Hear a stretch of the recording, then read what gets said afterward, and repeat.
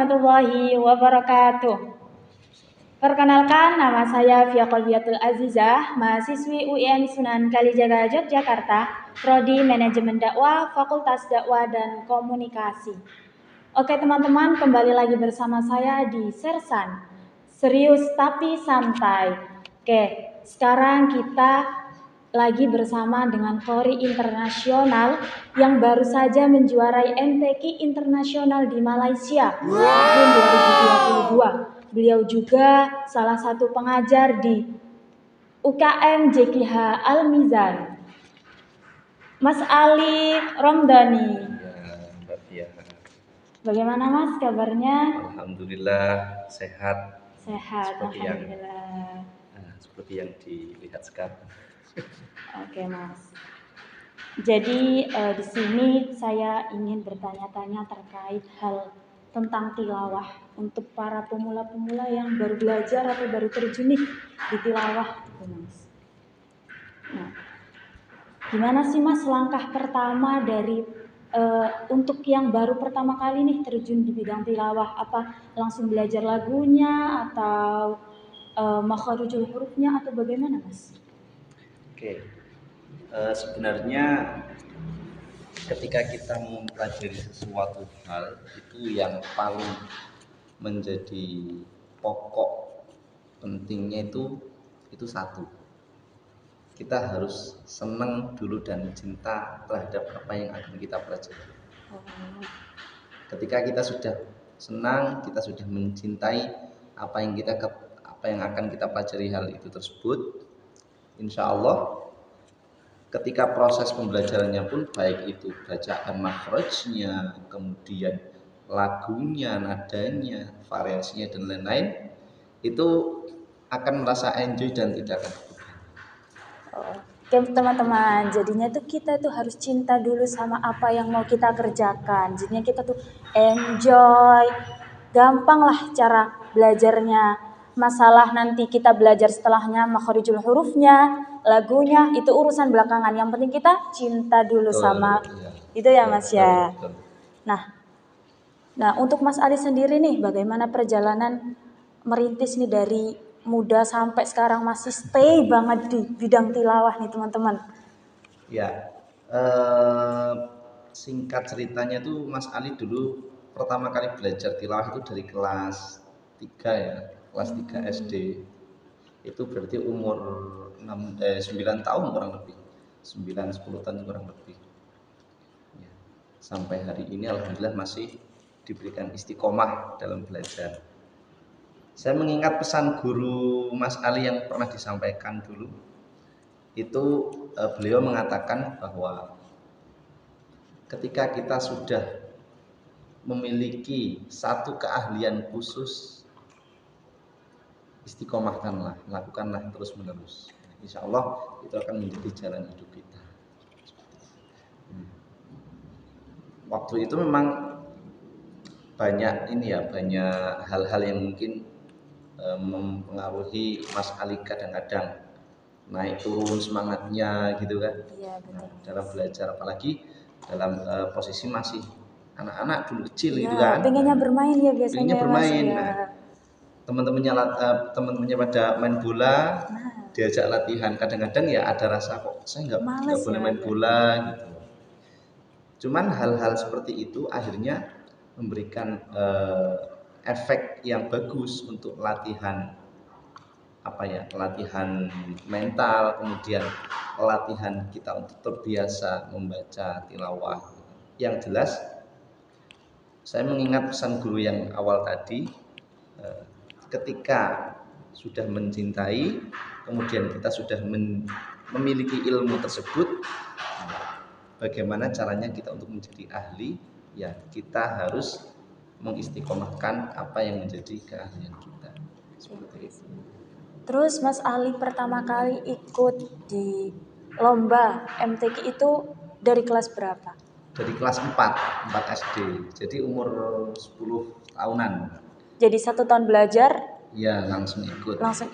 Dan dulu alhamdulillah motivasinya dapat karena waktu itu pertama kali ikut langsung dapat juara 3. Wah, di alhamdulillah ya Mas kabupaten ya. waktu itu. Terus untuk ini Mas, juara kan Mas Ali kan 2022 kan menjuarai MTQ internasional di Malaysia. Nah, pertama kali ikut yang di internasional itu sejak kapan Mas? Ya untuk internasional itu kan untuk saat ini baru sekali itu ya, itu pun via online. Jadi waktu itu model kompetisinya kan kita mengumpulkan video, nah kemudian video itu dinilai oleh para dewan hakim dari berbagai negara, kemudian kita menunggu hasil.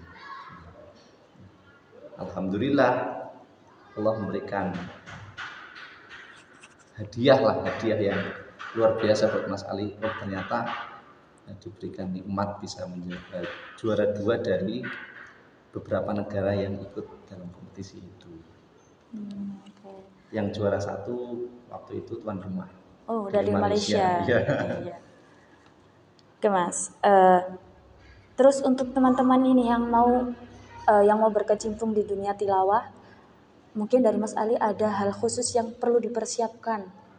Mungkin dari hal apa tadi kan memang kalau cinta ya harus ya Mas ya, kalau cinta di bidangnya. Tapi ada nggak hal khusus misalnya dari kita harus mengetahui cara baca huruf atau tajwidnya atau bagaimana Mas? Ya, yang jelas selain kita cinta, yang perlu kita siapkan ketika mau belajar tilawah itu kita harus sudah ditahsin dulu bacaannya, sudah diperbaiki bacaannya. Soalnya ketika bacaan itu belum baik, otomatis ketika di-compare dengan sebuah lagu nanti malah kurang maksimal jadinya. Otomatis mau nggak mau harus benar-benar mentahsin dulu bacaannya. Kaitannya makhrajnya, kemudian sifat hurufnya, kemudian dengan bagaimana kita mengetahui tata baca, berhenti dan memulai, itu sangat-sangat penting. Karena kalau tilawah di bagian nazam lagunya itu kan sebagai penghias, penghias untuk memperindah gitu kan. Karena esensi pada kita belajar tilawah itu kan supaya bacaan kita lebih indah, lebih bagus, lebih indah, lebih nyaman, lebih enak didengar, gitu kan. Daripada tidak ada nadanya. Nah, yang jelas seperti itu. Bacaan kita harus ditahsin lebih dulu. Jadi daripada lagu kita harus belajar cara bacanya gitu ya Mas. Iya. Tahsinnya untuk dulu. pemula yang harus dipersiapkan. Untuk pemula. Ketika bacaan itu sudah baik, baru kita melanjutkan belajar lagunya. Oke Mas. Nah untuk pantangan para korik-korik nih Mas, kan biasanya kalau udah pilek, udah batuk, udah kayak males banget belajar kan Mas. Nah kalau Mas Ali sendiri kalau misal lagi batuk pilek masih harus bersuara nggak? Misal kayak nanti aja kalau udah sembuh baru keluar lagi apa harus dipaksa? Pokoknya setiap hari harus latihan gitu Mas. Kalau pantangan itu masing-masing orang berbeda-beda ya. Itu hal subjektivitas. Kalau dari saya pribadi itu termasuk menjauhi hal-hal kayak es, kemudian makanan yang terlalu berminyak, pedas itu menghindari. Cuman poin pentingnya yang harus kita lakukan ketika kita ingin menjaga kualitas tilawah itu kita benar-benar harus berjalan di syariat agama yang benar. Jadi jangan melenceng lah bahasanya. Jangan melenceng. Kalau misal kita lupa, kita harus ingat kepada siapa yang menciptakan kita, kepada siapa yang memberikan kehidupan untuk kita. Jadi tetap karena qori itu kan yang dipegang Al-Quran. Nah, jadi mau nggak mau kita harus selalu ingat apa yang sudah kita pelajari dan kita baca. Intinya di situ. Jadi sebisa mungkin tetap latihan ya Mas, meskipun tetap latihan. Ada kendala lah di suara. Ada kendala, betul.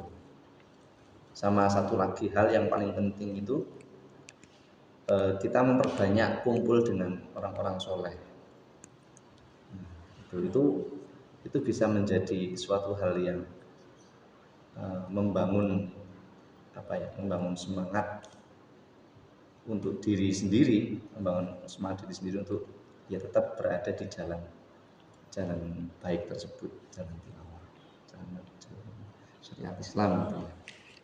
Jadi teman-teman, barangkali teman-teman mau berkecimpung di dunia tilawah, hindari tuh gorengan, es, Iya. bisa mungkin itu dihindari kata Mas Ali, biar suara kita jernih. Tapi untuk generasi sekarang, gorengan sama es itu menjadi hal yang sangat mengenakan ya. Iya.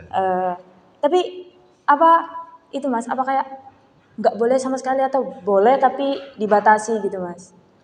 Ya boleh, Boleh. Itu tergantung masing-masing. Tergantung dari dirinya Iya. masing-masing. Soalnya ada beberapa orang yang ketika sebelum tilawah itu wajib minum es. Oh, Ada yang wajib merokok. oh ya ini aku juga sering dengar Mas. Kalau Iya. yang merokok katanya kan bisa merubah suara, tapi ada Iya. juga yang perokok berat tapi suaranya tetap wah gitu. Iya.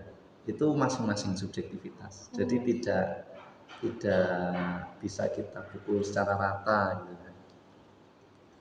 Cuman kalau dari Mas Ali pribadi ya hal-hal kayak gitu memang dihindari. Ya, gitu. Ini Mas terakhir nih tips and trick biar nafas panjang atau bisa belajar cepat untuk tilawah nih Mas.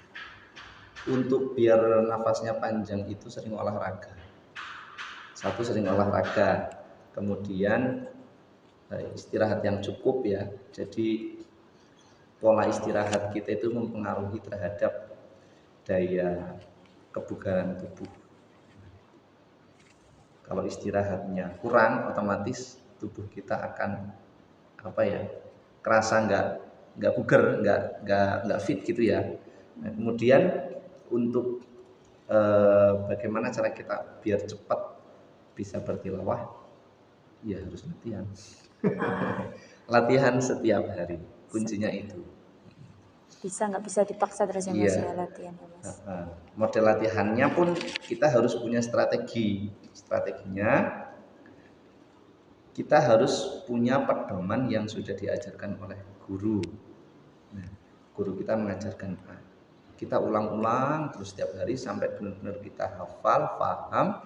Nah, setelah itu coba kita bongkar nada lagunya itu ke makro atau ayat nah. Itu dilakukan secara terus-menerus. Itulah salah satu hal yang mungkin sebagai salah satu upaya Mas Ali bisa sampai seperti sekarang ini ya, dari dulu seperti itu, setiap malam, setiap hari Belajar. ya. Tipsnya belajar teman-teman, yang penting belajar, keluarkan suara terbaik Anda. Ini Mas terakhir Mas, boleh nggak Mas Ali kasih Masnya belajar gitu Mas. Masnya saya belajar ke Mas Ali satu nada. Ya satu nada kesukaan Mas Ali. Sebagai penutup nih teman-teman. Mau nada apa nih Mbak Fia? Bayati atau Hijaz atau apa? Nahawan aja Mas. Nahawan. Makronya yang bebas saja ya. Bebas Mas ya. Maaf ya Mas kalau nanti kurang enak, saya kan masih belajar. Ini kan kita sama-sama belajar ya. Kita coba ambil pada bagian nahawan yang asli gitu ya. Kita cuplik dari makro An-Naba aja. An-Naba ayat 1 ya. Satu tarikan aja. Amma yatasaalun. Itu nahawan asli. Coba Mbak Fia. Sekali lagi Mas. Oke, boleh. Amma yatasaalun.